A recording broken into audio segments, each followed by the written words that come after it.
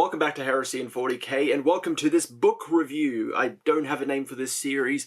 I was thinking of something like From the Pages of the Black Library, but that's a bit of a long title, so until I fine-tune it, we'll just call this the book review series.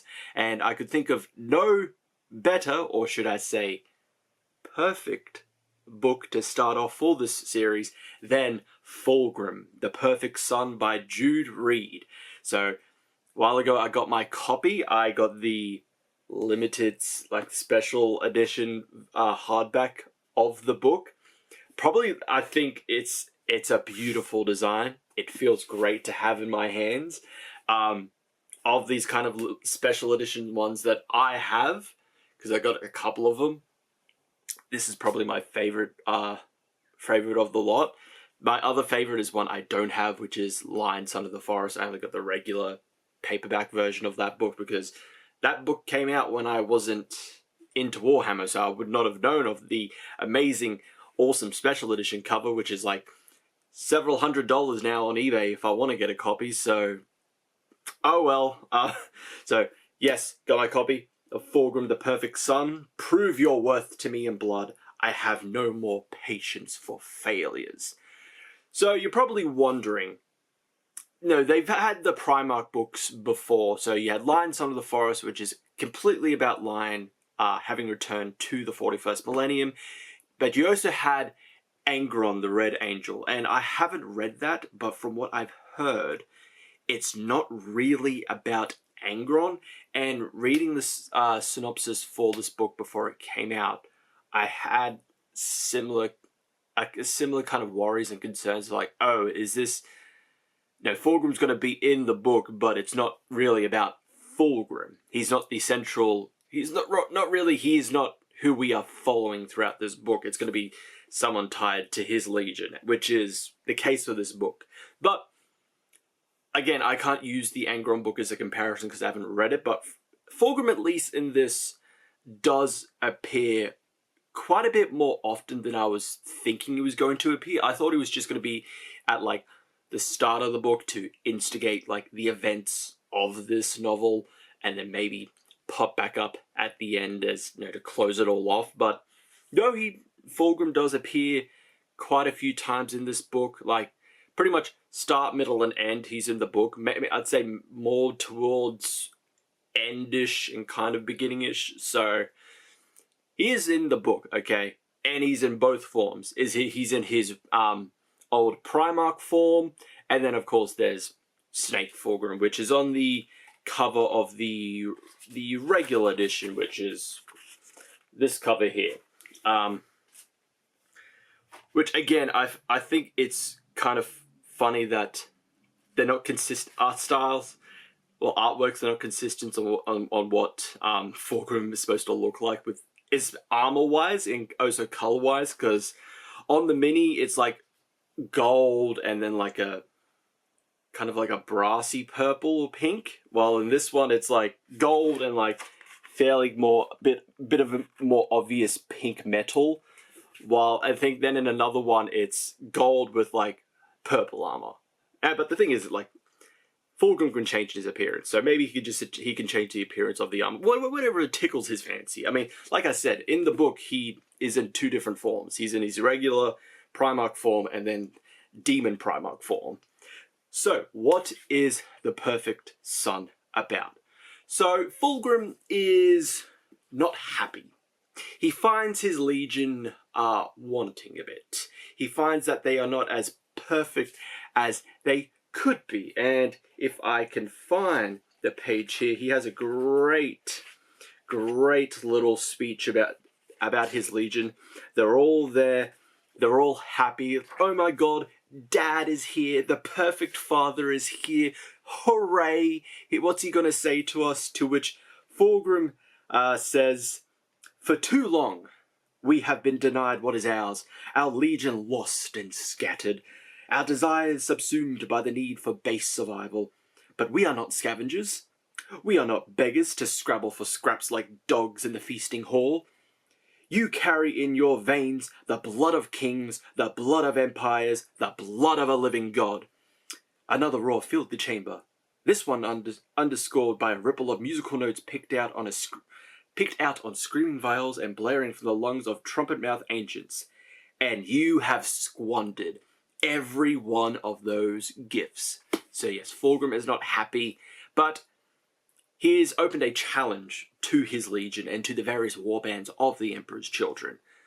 You are to siege the planet of Crucible. On the planet of Crucible is a particular champion. If you take the planet and kill the champion and prove that you've done that, I will give you the position of my new right-hand man. To which, with Fulgrim, he has 2 right hands, so you'll become his 3rd right hand at this point. So our lead character is the leader of the Prefecti warband, Tamaris. Tamaris names himself as a potential champion for Fulgrim to siege siege Crucible and to kill the champion on the planet. Which is the champion on the planet is Johannes Berenger, if I recall. The name Johannes. I wish I wrote all these down. Johannes Berenger of the Black Templars. He has been given the title of Emperor's Champion, and he is guided by visions of the Emperor to take down someone within Chaos of great importance. So, you have Tamaris wanting to become Fulgrim's champion, sent to hunt down a champion on Crucible, while you have Johannes of the Black Templars, guided by visions to hunt down a champion of Chaos. So, you kind of have our 2 lead characters here, and then there's a 3rd with Talith Secunda, I believe her name was. She's part of like the local militia on Crucible, and she's finding that there are possibly traitors in the militia. Traitors within the citizens of Crucible, possibly cultists that have let the Emperor's children have a bit of an easier time sieging the planet, sieging the cities. So, what did I think of Fulgrim the Perfect Son? I really enjoyed this. I think it's fantastic. Tamaris as a character, I've been finding myself like very interested in like Chaos, like especially characters in Chaos, like the Night Lords trilogy. Love that series. Another Emperor's Children book, Lord of Excess, part of the Renegades series. Xanthine, I really enjoyed his character, and kind of almost parallels to what happens in Xanthine in that book happens to Tamaris in this book. I won't really spoil anything here, but no, I found Tamaris really interesting because he's the leader of the Prefecti. He's this really he's also known as the exquisite blade. He's very renowned within his warband and across the Emperor's Children as a very great amazing fighter and sword master. And as the story progresses, setback after setback, you're seeing that whittled away from him, and it doesn't help when he also has a rival with Malvaeus, who is a sorcerer that was kind of Fulgrim's kind of right-hand man, almost confidant. So him having Malvaeus as his rival as well, and also finally meeting Johannes, and it's well, here he is, let's fight proper men, proper duelists, one-on-one. And Johannes is just I'm gonna do this, but I don't trust you because you're Chaos. And then the rest of the Emperor's children arrive, and it's just I knew it, you would never uphold your oath, you filthy traitors, heretic, Chaos prick. So the contrast between Tamaris and Johannes, I really liked. I feel like Johannes is somewhat of a weaker character. I wasn't really interested with what he was doing. It's kind of just stock Space Marine, Black Templar, I believe in the Emperor. You will not tempt me with your snussy, Fulgrim, because there's parts where Fulgrim enters his dreams to kind of be like, hey, I'm the son of the Emperor, so if you want to be a champion, you can be my champion, and you'll be the perfect champion. I'm looking for someone. The job positioning is vacant right now. A lot of people want it, but I might give you special favors because you're looking to serve the Emperor. I can be the Emperor. So he's like, no, don't tempt me, foul demon.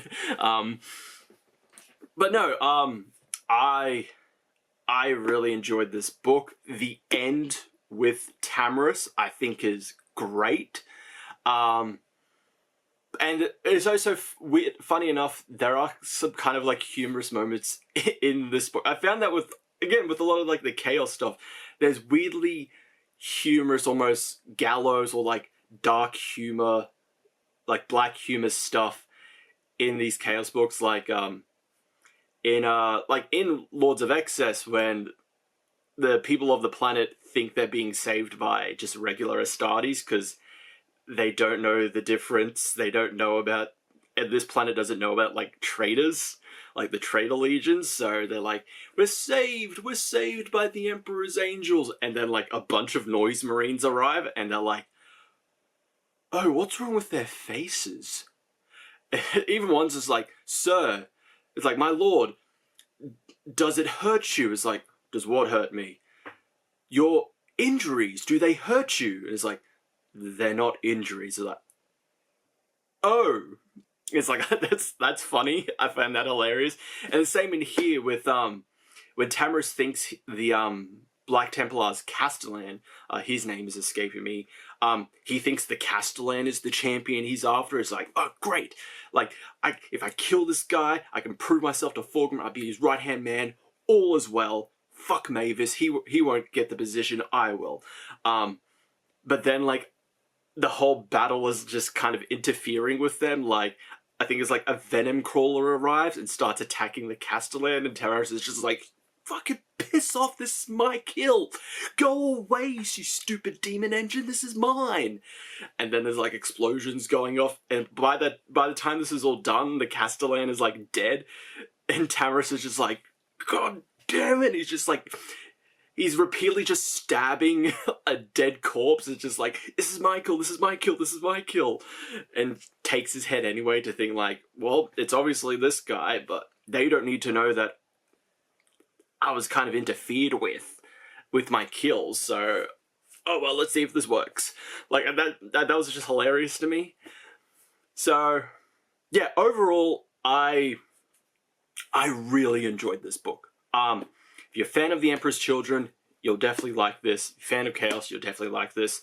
It is really, like, because Chaos-wise, I'm more interested in Thousand Sons, but as time progresses, I'm starting to be a bit more interested in the other factions within Chaos, and considering I got everything from the Emperor's Children range that came out, I'm kind of feeling I might change to like an Emperor's Children army for the Chaos. I don't know, I just, from this Lord of Excess, and then even like the Fulgrim book back in for the Horus Heresy, I've just been kind of a bit more interested with like the Emperor's Children as a faction, the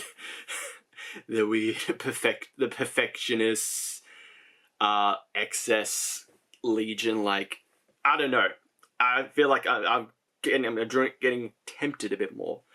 The Fulgrim is tempting me to go over to the Emperor's Children when it comes to Chaos. It's like, no, I'm with my dust boys, my sand boys. I can't leave behind my funny Egyptian sand boys, even though their new automata looks bad, and everything in the Emperor's Children looks fantastic. No, I can't. But it's like, I don't know.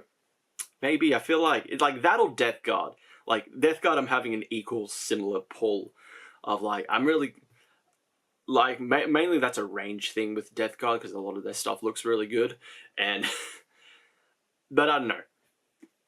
Book itself, yeah, I highly recommend this. I really enjoyed this, and it's also good to see like we kind of get it's been a while since I've read through the Emperor's Children Codex, what Fulgrim is kind of up to. So his whole thing, the whole thing with Fulgrim now that he is kind of a bit more active, is that he wants to take Terra. He wants to essentially, let's do Siege of Terra 2 Electric Boogaloo. It'll definitely work this time, because I deserve to be on the Golden Throne. I am the perfect son. I am the perfect Primarch. I can be the better Emperor than my corpse Emperor of a dad. So you all need to prove my whole Legion needs to prove themselves again, because I'm only going to take the best of the best of the best with me when we conquer Terra, when we conquer the Imperium and liberate them from the false god. So that's been interesting, like seeing like, okay, this is what Fulgrim is at, and this is why he's kind of like testing the Legion again, because he wants the best soldiers obviously with him in the war. So yeah, overall, yep, really good book, fantastic. I think I've read a couple of Jude Reed stuff before. I'm kind of blank. I'm quickly like looking up at my collection up here of like books to see if I've read a Jude Reed book before. It could possibly be no, I've read Demon Breaker, which was a sister's book, and I thought that was alright. I feel like it's not a testament to their writing, but I feel like with like some writers, they're good on some things but kind of okay on others. Like so far with like stuff I've read with like Mike Brooks so far, I feel like he did Lions on the Forest really good. I've heard a lot of good stuff about his orc stuff, like the Big Darker and all that. Also you have like Aaron Dembski Bowden, obviously good with like chaos and all that. So Jude Reed so far. Sisters wise, I think it's okay. I did enjoy Demon Breaker, but Fulgrim the Perfect Son, I enjoyed a lot more. Absolutely fantastic. So is it perfect? Well, it has to be. It's Fulgrim. He's perfect, okay? There's definitely nothing wrong with Fulgrim. Just look at the guy. But no. If I had to rate this, I would give it, 5 out of 5. I really don't have a consistent rating system with anything I do, but I'd say 5 out of 5. I don't think I had any problems reading this. There definitely are characters that I'm more interested in the story compared to others. Like I'm more interested, but Tamris is obviously the focal character, so I'm more interested in his journey and his character compared to like Johannes, who's just like, he's just a Black Templar. But I really also kind of like the stuff with, I didn't talk about it a lot, but the stuff with Talith, with the militia, them kind of just like, all this chaos stuff is bad. Like all these cultists and traitors are preaching like where they're freeing us, they're freeing Crucible. Is like, my brother in Christ. My brother and the God Emperor, they have literally got flayed skin on their armor. That was my cousin that's on their armor. That's not uplifting. That's not freeing.